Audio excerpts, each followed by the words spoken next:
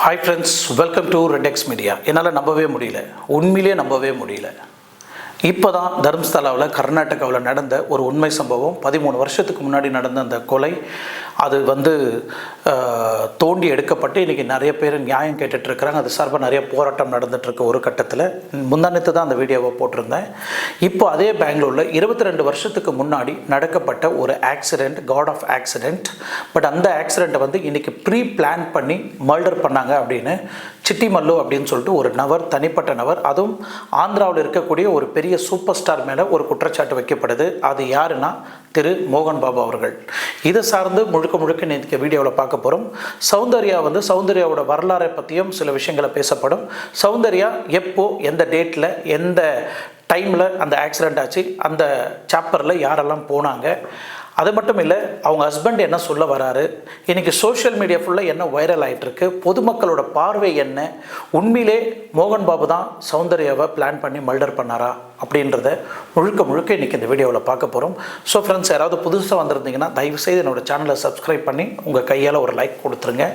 அப்போ தான் என்னால் டெய்லியும் ஒரு மோட்டிவேஷன் வீடியோவாக, ஒரு விழிப்புணர்ச்சி வீடியோவாக பொதுமக்கள் பார்வைக்கு என்னால் எடுத்துகிட்டு வர முடியும். ஸோ ஃப்ரெண்ட்ஸ், வாங்க வீடியோக்குள்ளே போகலாம்.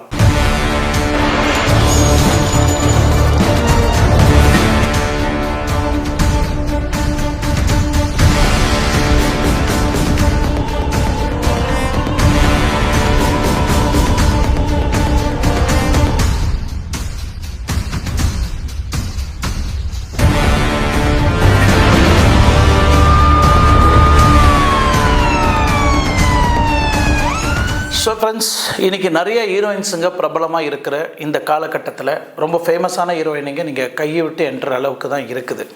பட் 22 வருஷத்துக்கு முன்னாடி பேன் இண்டியா லெவலில் உலகம் முழுவதும் பேசப்பட்ட ஒரு நடிகை யார் அதுன்னு பார்த்தீங்கன்னா அது நடிகை சௌந்தர்யா. நடிகை சௌந்தர்யா 1-2 லாங்குவேஜில் கிட்டத்தட்ட நம்ம சவுத் இந்தியா லாங்குவேஜ்லேயும் நார்த் இந்தியா லாங்குவேஜ்லேயும் நடிக்கப்பட்ட ஒரு ஹீரோயின். ஃபார் எக்ஸாம்பிள், நடிகர் விக்ரம் கூட இருந்து, ரஜினிகாந்த் கூட, விஜயகாந்த் கூட, மோகன்லால், சிரஞ்சீவி, அப்புறம் அமிதாப் பச்சன், டாக்டர் ரவிச்சந்திரன், விஷ்ணுவர்தன், இந்த மாதிரி எல்லா ஆக்டரும் கூடயும் நடித்து நல்லா பிரபலமாகி பெரிய லெவலில் பேர் எடுத்துகிட்டு வந்தாங்க. தமிழ் படத்தில் முத அவங்க நடித்த படம் பொன்னுமணி. அந்த பொன்னுமணின்ற படத்தில் அவ்வளோ அழகாக நடித்து தன்னோட பேரை நாட்டி நிறுத்தியிருப்பாங்க தமிழ் படத்தில். ஸோ அந்த அளவுக்கு பேசப்பட்ட அந்த காலகட்டம். ஸோ இவங்க தமிழில் அவங்க லாஸ்ட்டாக நடித்த படம் விஜயகாந்த் கூட நிறைஞ்ச மனசு. அதுக்கப்புறம் கனடாவில் அவங்க லாஸ்ட்டாக நடித்த படம் ஆத்மமித்ரா. ஸோ இது தமிழில் எடுக்கப்பட்ட படம் சந்திரமுகி படத்துலேயும் ஆக்சுவலி இவங்க தான் நடிச்சிருக்கணும். ஸோ இவங்க அந்த விபத்தில் இறந்து போனதுனால ஸோ அந்த இடத்துக்கு ஜோதிகா வந்தாங்க. ஸோ இந்த அளவுக்கு ஒரு சவுத் இந்தியாவே கலக்குன்னு கலக்கிட்டு வந்த நடிகை சௌந்தர்யாவுக்கு ஏன் இந்த சாப்பரில் ஆக்சிடெண்ட் ஆச்சு? இதை நிறைய பேர் சாப்பர்ன்றாங்க, நிறைய பேர் ஹெலிகாப்டர்ன்றாங்க, நிறைய பேர் மினி ஃப்ளைட்டுன்றாங்க. ஈவன் இதை சார்ந்தும் நம்ம பேசலாம். ஆக்சுவலி சௌந்தர்யாவோட முழு பேர் சௌந்தர்யா சத்யநாராயணா. ஏன்னா கர்நாடகாவில் அவங்க அப்பா ஒரு பெரிய ஃபிலிம் ப்ரொடியூசர். அவங்க குடும்பத்தில் இருக்கிறவங்க எல்லாருமே சினிமா துறையை சார்ந்தவங்க தான். அது மட்டும் இல்லை, 2 வருஷம் மருத்துவ படிப்பு படித்து அதுக்கப்புறம் இவங்களால் அதை கண்டினியூ பண்ண முடியல. அந்த காலகட்டத்தில் தான் இவங்க சினிமாக்குள்ளே வர ஆரம்பித்தாங்க. இவங்க பிறந்த தேதியை நீங்கள் பார்த்தீங்கன்னா 1972 இவங்க பிறந்திருக்கிறாங்க கர்நாடகாவில். Pan India stars, pan India movie அப்படின்னு இப்போ தான் நிறைய பேர் பேச ஆரம்பிக்கிறோம். But pan India star, pan India heroine அப்படின்னு ஒரு கட்டத்தில் லேடி சூப்பர் ஸ்டார் அப்படின்னு சொல்ல போனாக்கா ஆக்சுவலி திரு மீனா அவர்களை சொல்லலாம், சௌந்தர்யாவை சொல்லலாம். அந்த அளவுக்கு பேன் இண்டியா லெவலில் நடித்தாங்க ஒரு காலகட்டம். ஸோ இந்த காலகட்டத்திலேயே தன்னோட மேரேஜையும் முடிச்சிடுறாங்க. 2003 வருஷத்துலேயே ஒரு சாஃப்ட்வேர் இன்ஜினியர் ஒரு நபரை மேரேஜ் பண்ணிடுறாங்க. அதுக்கப்புறம் இவங்களோட நடிப்பு திறமையை பாராட்டி நிறைய பேர் வாழ்த்த ஆரம்பித்தாங்க. பொதுமக்கள் பார்வையெல்லாம் சௌந்தர்யா மேலே விழப்பட்டது. பொதுமக்கள் பார்வை மட்டும் இல்லை, அரசியல்வாதிகள் பார்வை கூட சௌந்தர்யா மேலே விழப்பட்டது. ஸோ அந்த காலகட்டத்தில் 2004 பிஜேபியில் இவங்க ஜாயின் ஆகுறாங்க. இருக்கக்கூடிய மக்கள்கிட்டலாம் பிஜேபிக்கு ஓட்டு போடுங்க அப்படின்னு. ஏன்னா இவங்களுக்கு ஒருத்தருக்கு மட்டும்தான் தெலுங்கு, மலையாளம், கன்னடா, அண்டு தமிழ் தெரியக்கூடிய லாங்குவேஜ். ஸோ இந்த எல்லா லாங்குவேஜும் தெரிஞ்ச ஒரு நபர் இருந்தாக்கா இந்த சவுத் இந்தியாவையும் ஒரு ரவுண்ட் அடிச்சுட்டு வந்துடலாம் அப்படின்னு பிஜேபியை டார்கெட் பண்ணி இவங்கள கேம்பெயினுக்கு உள்ளே எடுக்கிறாங்க. ஸோ இந்த ஆந்திராவில் இருக்கக்கூடிய கரீம் நகர் இருக்குங்களா, இந்த பகுதியில் பிஜேபி வந்து ஒரு கூட்டத்தை கூட்ட ஆரம்பிக்கிறாங்க. இந்த மாஸ் கூட்டம் அப்படின்னு சொல்லுவாங்க இல்லையா, பரப்புரை, இந்த மாதிரி எல்லாரையும் இன்வைட் பண்ணி அந்த இடத்துல இந்த பிஜேபி சார்பாக பேசப்பட்டது. ஓட்டு கேட்காத ஓட்டு போடுங்க, அந்த மாதிரி நிறைய விஷயங்கள் வந்து கேம்பெயினிங் பண்ண ஆரம்பித்தாங்க. இந்த கரீம் நகரில் வாக்குக்காக நிறைய கேதர் பண்ண ஆரம்பித்தாங்க, பொதுமக்கள்கிட்ட இன்ட்ராக்ட் பண்ண ஆரம்பித்தாங்க. இங்கே சௌந்தர்யாவுக்கு கிடைச்ச ஒரு வரவேற்பை பார்த்துட்டு உடனே கர்நாடகாவில் இருக்கக்கூடிய பிஜேபி டீம் வந்து அவங்கள இன்வைட் பண்ணுறாங்க. இங்கே வந்தால் கூட எங்களுக்கு நிறைய ஆதரவு கிடைக்கும் பிஜேபி டீம் சார்பாக அப்படின்னு சொல்லிட்டு உடனே கரீம் நகர்லேருந்து பெங்களூருக்கு போகிறாங்க. கேம்பெயினுக்கு பெங்களூருக்கு போகிறதுக்கு முன்னாடியே அவங்க 2003 அவங்களுக்கு மேரேஜ் ஆகப்பட்டது. பட் ஏப்ரல் 17, 2004 மார்னிங் 11:05 இந்த ஃப்ளைட் வந்து டேக்அப் ஆகுது. இந்த ஃப்ளைட்டு பேர் வந்து பார்த்தீங்கன்னா நிறைய பேர் ஹெலிகாப்டர் அப்படின்னு சொன்னாங்க. பட் இதோட இன்ஜின் செச்னோ 180 ஸ்மால் பிளேன். இந்த பிளெயினில் எத்தனை பேர் ட்ராவல் பண்ணோம் அப்படின்னு நீங்கள் பார்த்தீங்கன்னா நிறைய பேர் ஹெலிகாப்டர்னு சொன்னாங்க. அது ஹெலிகாப்டர் கிடையாது, இது ஒரு மினி ஃப்ளைட்டுன்னே சொல்லிக்கலாம். இந்த ஃப்ளைட்டில் மேக்ஸிமம் 4 பேர் கம்ஃபர்டபுளாக ட்ராவல் பண்ணலாம். 5 பேர் ஆக்சுவலி ட்ராவல் பண்ண முடியும். பட் 4 பேர் கம்ஃபர்டபுளாக ஒரு பைலட் மெயினாக ட்ராவல் பண்ண முடியும். ஸோ இந்த பைலட்டு ப்ளஸ் 4 பேசஞ்சருங்க வந்து இதில் ட்ராவல் பண்ண முடியும். பட் அன்னைக்குன்ற நாள் பார்த்தீங்கன்னா சௌந்தர்யா, அப்புறம் சௌந்தர்யாவோட பிரதர், அதுக்கப்புறம் அந்த கட்சி சார்ந்த ஒரு நபரும் அந்த சாப்பரில் இருந்திருக்கிறாங்க. ஸோ கரீம் நகர்லேருந்து பெங்களூருக்கு அதே ஃப்ளைட்டில் தான் வந்திருக்கிறாங்க. பட் பெங்களூரில் அங்கே இருக்கக்கூடிய வேலையெல்லாம் முடிச்சுட்டு பிஜேபியோட ஒர்க்கெல்லாம் முடிச்சுட்டு மீண்டும் பெங்களூர்லேருந்து கரீம் நகருக்கு அதே ஃப்ளைட்டில் அவங்க ரிட்டர்ன் வரணும். ஸோ இந்த தருணத்தில்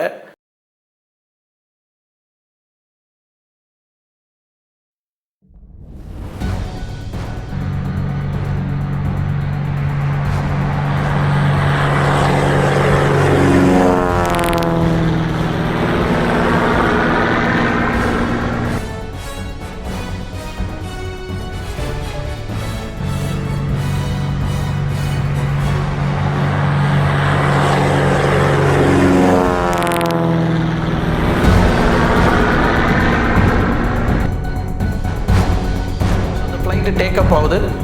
கிட்டத்தட்ட ஒரு 5 மினிட்ஸில் ஒரு 150 ஃபீட்டு ஃப்ளைட்டு வந்து மேலே பறந்துட்டுருக்கு. காந்தி கிருஷி வித்யா கேந்திரா கேம்பஸில் தான் இந்த ஆக்சிடெண்ட் நடக்கப்பட்டிருக்கு.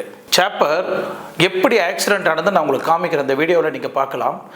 செங்குத்தா அப்படியே கீழே வந்து இறங்கும்போது அது அப்படியே பூமிக்குள்ளே அந்த ஃப்ளைட்டு போய் அந்த ஷார்ப்பாக இருக்கிற அந்த எட்ஜு போய் கீழே இடிக்குது. இடித்த அடுத்த செகண்ட் அந்த ஃப்ளைட் வந்து பிளாஸ்ட் ஆகுது. பிளாஸ்ட் ஆன அடுத்த செகண்டை நீங்கள் பார்க்கலாம், சௌந்தர்யாவோட உடல் வந்து அவங்கள ஐடென்டிஃபை கூட பண்ண முடியாது, அந்த அளவுக்கு கறி கட்டியாக மாறி இருப்பாங்க, கருகி போயிருப்பாங்க. 3 பேருமே இந்த சாப்பரில் இறந்து போயிட்டாங்க. பைலட்டு சேர்த்து கிட்டத்தட்ட 4 பேர் இந்த இன்சிடெண்ட்டில் இறந்து சௌந்தர்யா. அவங்க சாகும்போது அவங்களோட வயசு எவ்வளோன்னு பார்த்தீங்கன்னா 31 ப்ளஸ் 2 மாதம் முழுகாமல் இருக்கிறாங்க. அவரோட பிரதர் அமர்நாத் அவரும் உயிரிழந்திருக்கிறாரு. அது மட்டும் இல்லை, பிஜேபியில் இருக்கக்கூடிய ரமேஷ்ன்ற ஒரு நபர் அவரும் இந்த விபத்தில் விமானம் இயக்கிய ஜாய் பிலிப்ஸ் பைலட் அவரும் இந்த விபத்தில் உயிரிழந்துட்டார்.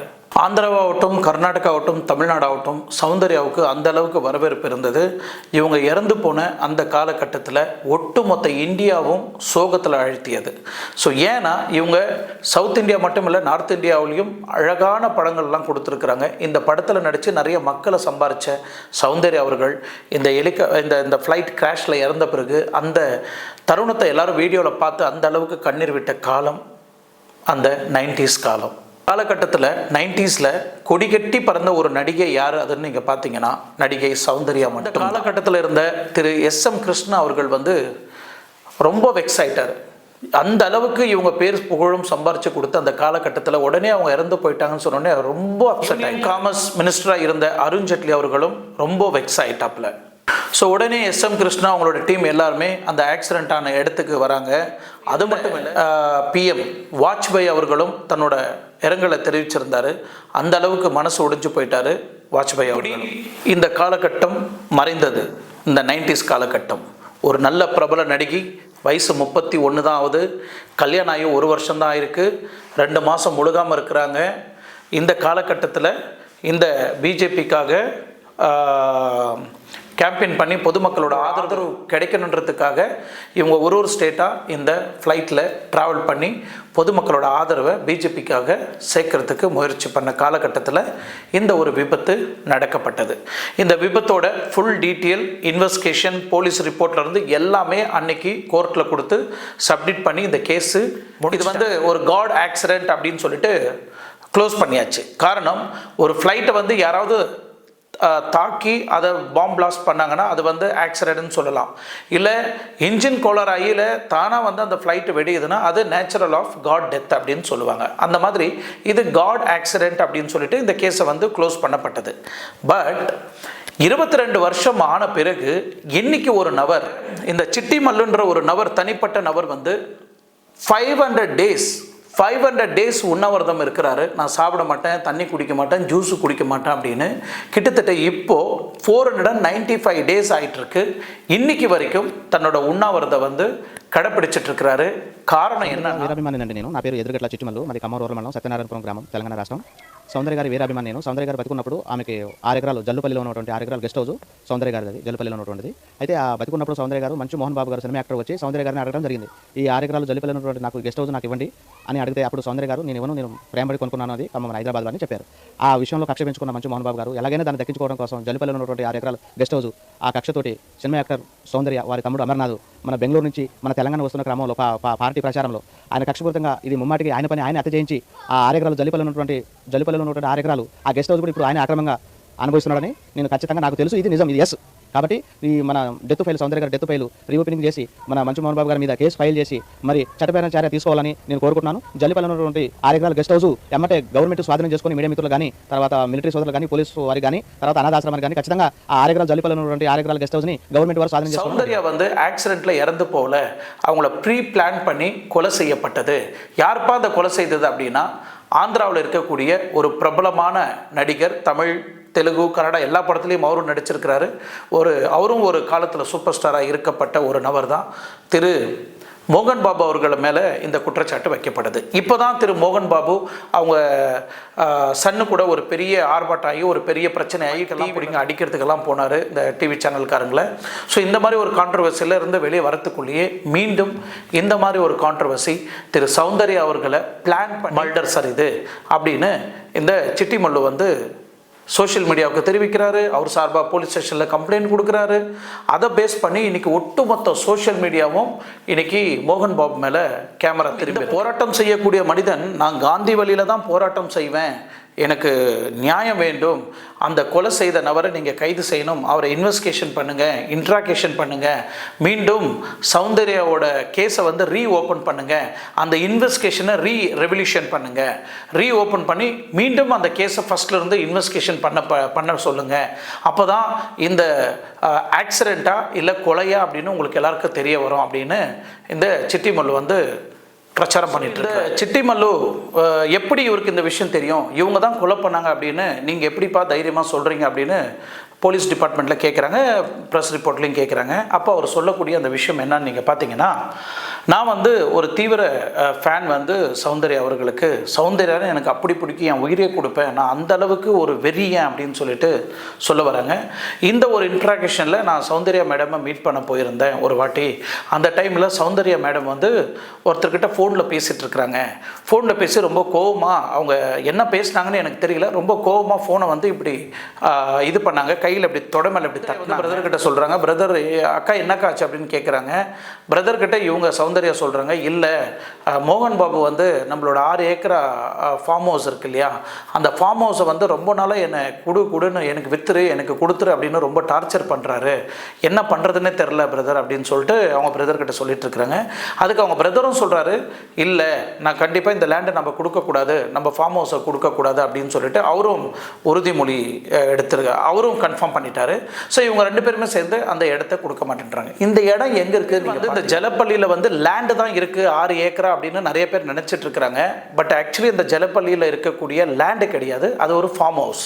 இந்த ஃபார்ம் ஹவுஸ் 6 ஏக்கராவில் தன்னோட குடும்பத்தோடு வாழ்ணுன்றது ஆசைக்காக அந்த ஃபார்ம் ஹவுஸு கட்டப்பட்டது. ஸோ அந்த இடம் ரொம்ப ஈர்ப்பாக இருந்தது, ரொம்ப அட்ராக்டிவாக இருந்ததுனால மோகன் பாபுவோட கண்ணு வந்து அந்த ஃபார்ம் ஹவுஸ் மேலே விழுந்திருக்கு. ஸோ அந்த வீடை எப்படியாவது நம்ம கேப்சர் பண்ணோம் அப்படின்னு சொல்லிட்டு டார்ச்சர் பண்ணி கேட்டார். ஸோ அப்போ இவங்க 2 பேர் டிஸ்கஸ் பண்ணுறாங்களே அந்த ஃபோனில், எப்படியாவது நான் அந்த லேண்டை வாங்கணும் அப்படின்னு. மறுபடியும் இன்னொரு நாள் ஃபோன் பண்ணுறாரு, லேண்டு கொடுக்க முடியுமா முடியாது அப்படின்னு கேட்குறாங்க. இல்லை, என் பிரதர் கூட சொல்லிட்டா நாங்கள் லேண்டை கொடுக்க முடியாது அப்படின்னு சொல்லிட்டாங்க. ஸோ இது அப்படியா, இந்த லேண்டை எப்படி நான் வாங்கணும், இதை எப்படி நான் பிளான் பண்ணி என் பேருக்கு மாற்றிக்கணும் அப்படின்னு எனக்கு நல்ல பர்சன் வந்து இந்த மாதிரி ஒரு ஸ்டேட்மெண்ட்டை வந்து ஓப்பனாக கொடுக்குறாரு பொதுமக்கள் பார்வைக்காக. பொதுமக்கள் தெரிஞ்சுக்கிட்டோம் இங்கே என்ன நடந்தது அப்படின்னு, போலீஸாரும் தெரிஞ்சுக்கிட்டோம் அங்கே உண்மையிலே என்ன நடந்ததுன்னு. ஏன்னா இத்தனை நாள் ஆகி இப்போது நான் இதை சொல்ல வரேன்னா, இத்தனை நாளாக வந்து எனக்கு சரியான முறையில் எனக்கு ஆதரவு இல்லை, சப்போர்ட் இல்லை, இந்த விஷயம் எங்கன்னா வெளியே சொன்னால் என்ன ஏதாவது பண்ணி கொண்டுடுவாங்க அப்படின்னு பயந்துட்டு இருந்தேன். ஆனால் இப்போ சோஷியல் மீடியாலாம் நல்லா ஸ்ட்ராங்காக இருக்குன்றதுனால தான் நான் இன்றைக்கி உண்ணாவிரதம் தொடங்கியிருக்கிறேன் அப்படின்னு இந்த சிட்டிமல்லு வந்து ஓப்பன் ஸ்டேட்மெண்ட்டு கொடுத்துருக்குறேன். பிரச்சனை, ஃபோன் பிரச்சனை, இந்த மாதிரி ஃபைட்டிங் நடந்தது, இந்த லேண்டு விஷயம் கேட்டது அப்படின்னு இந்த சிட்டிமல்லுக்கு தெரிய வருது இல்லைங்களா. இது நடந்து கொஞ்ச நாள்லேயே பெங்களூரில் இந்த ஆக்சிடென்ட் நடக்கப்படுது. எப்போது 17 ஏப்ரல் மாதம் 17ஆம் தேதி 2004 இந்த ஆக்சிடென்ட் நடக்குது. ஸோ இந்த ஆக்சிடென்ட் நடந்த பிறகு இந்த பிரச்சனைலாம் அவங்க இறந்து போயிட்டாங்க, இந்த மாதிரி கருக்கி போயிட்டாங்க அப்படின்னு கேட்ட இந்த சிட்டிமல்லு வந்து ரொம்ப அதிர்ச்சி ஆகிட்டார். இந்த சம்பவத்தை கேட்ட அடுத்த செகண்ட் ரொம்ப அதிர்ச்சி ஆகிட்டார். மோகன் பாபு சாரெல்லாம் இப்படி பண்ணுவாரா, அன்றைக்கி இப்படி தானே சண்டை நடந்துச்சு, இந்த மாதிரிலாம் சொல்லிட்டு பேசிகிட்டு இருந்தாங்களே, ஒருவேளை இவர் இந்த மாதிரி செய்திருப்பாரா அப்படின்றது ஒரு சந்தேகத்தின் அடிப்படையில் இத்தனை வருஷமாக நான் யாராவது சொன்னால் கூட நம்ப மாட்டாங்க, அந்த அளவுக்கு நான் நிறைய பேர்கிட்ட சொல்லிட்டு இருந்தேன், யாரும் இது ரொம்ப சீரியஸாக எடுத்துக்கல, என்னோடய வார்த்தை யாரும் மதிக்கலை அப்படின்றதுனால தான் நான் இப்போது இந்த 22 வருஷம் கழித்து கிட்டத்தட்ட 500 நாளாக நான் போராட்டம் பண்ணிகிட்ருக்கிறேன். இப்போது 495 days ஆயிருக்கு, இன்னும் 5 நாள் விட்டிங்கன்னா 500 நாள் இந்த கம்ப்ளீட் ஆகிடும். இந்த தருணத்திலேயே இந்த போராட்டம் செய்துட்டு இருக்கு இந்த தருணத்திலேயே இவர் போய் போலீஸ் ஸ்டேஷனில் ஒரு கம்ப்ளைண்ட் பதிவு செய்கிறாரு.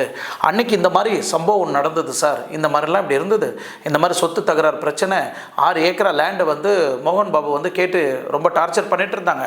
அந்த தருணத்தில் இவங்க சௌந்தர்யா மேடம் நான் கொடுக்க மாட்டேன், அவங்க பிரதரும் கொடுக்க மாட்டேன்னு சொல்லிட்டு அடம் பிடிச்சிட்டு இருந்தாங்க. ஸோ அது ஆகி கொஞ்ச நாள்லேயே இந்த ஆக்சிடென்ட் நடந்திருக்கு. ஸோ அப்போ எனக்கு சந்தேகம் வந்து மோகன் பாபு சார் மேலே தான் இருக்குது, அவர் இந்த கொலையை செய்கிறதுக்கு வாய்ப்பு இருக்குது அப்படின்னு சந்தேகத்தின் அடிப்படையில் போலீஸ் ஸ்டேஷனில் ஒரு கம்ப்ளைண்ட் கொடுக்குறாரு இவர். இந்த கம்ப்ளைண்ட் கொடுத்துட்டும் மீண்டும் அந்த போலீஸ்கிட்ட எக்ஸ்பிளைன் பண்ணுறாரு, சரி என் வார்த்தை யாரும் எடுத்துக்க மாட்டேன்றாங்க, நான் சொல்கிறது யாரும் சீரியஸாக எடுத்துக்க மாட்டேன்றாங்க, தயவுசெய்து இந்த கேஸை நீங்கள் ரீஓப்பன் பண்ணி ரீஇன்வெஸ்டிகேஷன் பண்ணுங்கள் அப்படின்னு ஸ்டேட்மெண்ட் எழுதி கொடுத்துட்டு வந்து வெறியும் தண்ணி இலை இது ரெண்டும் குடிச்சுக்கிட்டு இந்த 500 நாள் வந்து காலம் கடத்திட்டு வந்துட்டு இருக்கிறாரு. ஒன் மேன் ஆர்மியாக இந்த மல்லு இந்த போலீஸ் ஸ்டேஷனில் இந்த ஸ்டேட்மெண்ட்டை கொடுக்குறாரு. ஸோ இந்த ஸ்டேட்மெண்ட்டை கொடுத்து எல்லாம் முடிச்சிட்ட பிறகு மறுபடியும் அந்த போலீஸ்கிட்ட ஒரு விஷயம் சொல்கிறாங்க, சார் இத்தனை நாள் ஆச்சு, இந்த 6 ஏக்கரா லேண்டு இந்த கரீம்நகரில் இருக்கக்கூடிய அந்த ஃபார்ம் ஹவுஸு இன்றைக்கி யார் கையில் இருக்குது நீங்கள் பார்த்தீங்கன்னா இதே மோகன் பாபு அவங்க ரிலேஷன் கிட்ட தான் இந்த லேண்டை வந்து ரிஜிஸ்டர் பண்ணியிருக்கிறாங்க. ஸோ இந்த கேஸுக்கும் சௌந்தர்யாவுக்கும் எப்படி லிங்க் ஆகுது நீங்கள் பார்த்தீங்கன்னா, இந்த லேண்டுக்காக தான் ஃபைட் பண்ணிட்டு இருந்தாங்க, இந்த லேண்டுக்காக தான் சண்டையே நடந்தது. பட் இது ஆகி கொஞ்ச நாள்லேயே சௌந்தர்யா பெங்களூர் ஃப்ளைட் கிராஷில் வந்து இறந்துட்டாங்க. பட் அதுக்கப்புறம் இந்த சப்ஜெக்ட் பேசுகிற இந்த மோகன் பாபுக்கும் மீண்டும் இந்த கரீம்நகரில் இருக்கிற அந்த ஃபார்ம் ஹவுஸுக்கும் அவங்க சொந்தக்கார் பேர்லேயே இன்றைக்கி அந்த இடத்த ரிஜிஸ்டர் பண்ணி வச்சுருக்கிறாங்கன்னா, அப்போ நீங்கள் கொஞ்சம் யோசிச்சு பாருங்கள், இன்றைக்கி யாருக்கு லாபம், மோகன் பாபு அவங்களுக்கு தானே லாபம், அந்த லேண்டுக்காக தானே இன்றைக்கி சௌந்தர்யா வந்து பிளான் பண்ணி கொலை பண்ணாங்க அப்படின்னு ஸ்டேட்மெண்ட் கொடுக்குறாரு இந்த சிட்டி. இந்த கம்ப்ளைண்ட் கொடுக்கப்பட்டது, உலகம் ஃபுல்லாக வைரல் ஆனது, எல்லா சேனல்லையும் எவ்ரி மினிட்ஸுக்கு இதை பற்றி தான் பேசிகிட்டு இருக்கிறாங்க. இதை சோஷியல் மீடியா வைரல் ஆன பிறகு சௌந்தர்யாவுக்கும் மோகன் பாபுக்கும் இந்த மாதிரி ஒரு பிரச்சனை போயிட்டுருக்கு அப்படின்னு சொல்லிட்டு நிறைய பேர் வந்து சௌந்தர்யாவோட ஃபேமிலியை வந்து தேட ஆரம்பிக்கிறாங்க. அப்போ தான் சௌந்தர்யாவோட ஹஸ்பண்ட் GS ரகு அவர்களை வந்து பேட்டி எடுக்கிறாங்க. அவரே வந்து ஸ்டேட்மெண்ட் ஓப்பனாக கொடுக்குறாரு.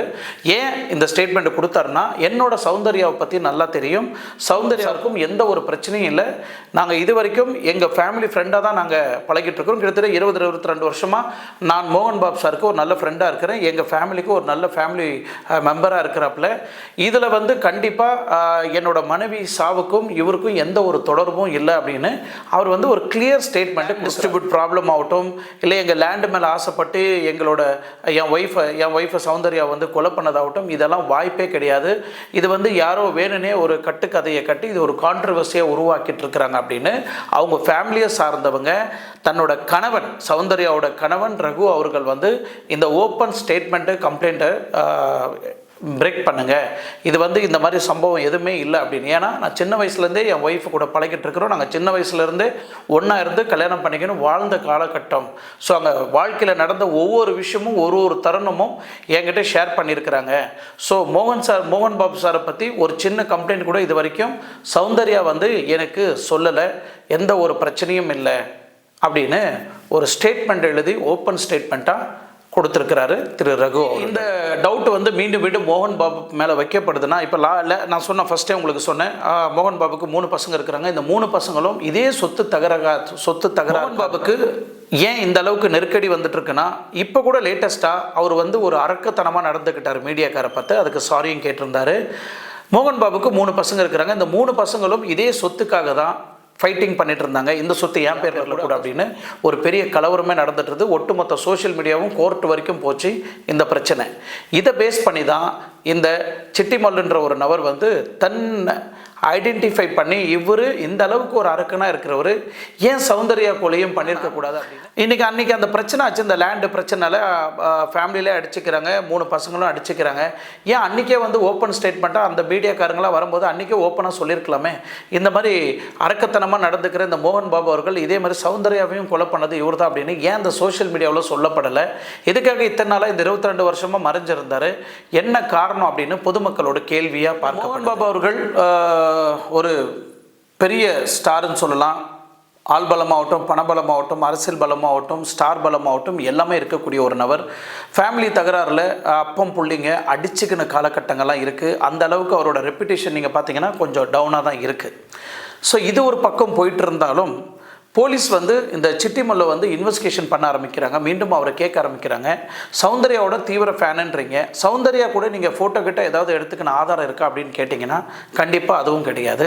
அவங்க ஃபோன் பேசுகிற வரைக்கும் நீங்கள் பக்கத்தில் நின்று பார்த்துருக்குறேன்னு சொல்கிறீங்க, அவங்க இந்த அளவுக்கு கிளாரிட்டி கொடுத்துருக்குறாங்கன்னு சொல்கிறீங்க. எப்படி நீங்கள் ஒரு ஃபோட்டோ எடுக்கலை இது வரைக்கும், ஏன் ஒரு ஃபோட்டோ இல்லை அப்படின்னு சந்தேகத்தின் அடிப்படையில் போலீஸார் வந்து விசாரிக்க ஆரம்பிச்சிருக்கிறாங்க. ஸோ இவங்க சிட்டிமல்லும் திரு சௌந்தர்யா அவர்களும் சந்தித்த ஒரு எவிடன்ஸ் ஆகட்டும், இல்லை ஒரு ஸ்ட்ராங்கான டாக்குமெண்ட் ஆகட்டும் எங்கேயுமே சப்மிட் பண்ணப்படலை. ஸோ இந்த கேள்விக்குறி பொதுமக்கள்கிட்ட இருக்குது, சோஷியல் மீடியாவிலையும் இருக்குது, ஏன் சௌந்தர்யாவோட ஃபேமிலி மெம்பர்ஸ்கிட்டே இருக்குது, போலீஸ் டிபார்ட்மெண்ட்டுக்கிட்டே இருக்குது. ஸோ இப்போது இவர் சொன்னது எந்த அடிப்படையில் இன்றைக்கி போலீஸ் வந்து இந்த கேஸை ஹேண்டில் பண்ணுறாங்கன்னு எனக்கு தெரியல. ஏதாவது எவிடன்ஸ் இருந்தால் தான், டாக்குமெண்ட் ப்ரூஃப் இருந்தால் தான் கோர்ட்லேயும் அதை செல்லும், போலீஸும் வந்து இந்த கேஸை வந்து ரீஓப்பன் பண்ணுவாங்க. இல்லைனா யாரோ ஏதோ ஒன்று சொல்கிறாங்க, 22 வருஷத்துக்கு முன்னாடி நடந்த கொலையை மறுபடியும் நாங்கள் ரீஇன்ட்ரகேஷன் பண்ணோன்னா இது எப்படி பண்ண முடியுன்றது உண்மையிலே இது ஒரு காம்ப்ளிகேட்டடான ஒரு விஷயம் நான் நினைக்கிறேன். ஆர்சிபியும் ரெண்டும் சேர்ந்து தான் அவங்க ப்ரொட்டஸ்ட் பண்ணாங்க. நிறைய பேர்கிட்ட போய் ஓட்டு கேட்கறதுக்கு முயற்சி பண்ணாங்க. இன்னைக்கு இதே கட்சி சார்ந்து இந்த நபர் பர்சன் வந்து இவர் எந்த கட்சி சார்ந்தவர்ன்றது போலீஸார் வந்து ஐடென்டிஃபை பண்ணணும். ஏன்னா வரக்கூடிய 2026 எலெக்ஷனில் இது ஒரு பெரிய கான்ட்ரவர்சி ஆக்கிறதுக்கும் வாய்ப்பு இருக்குது.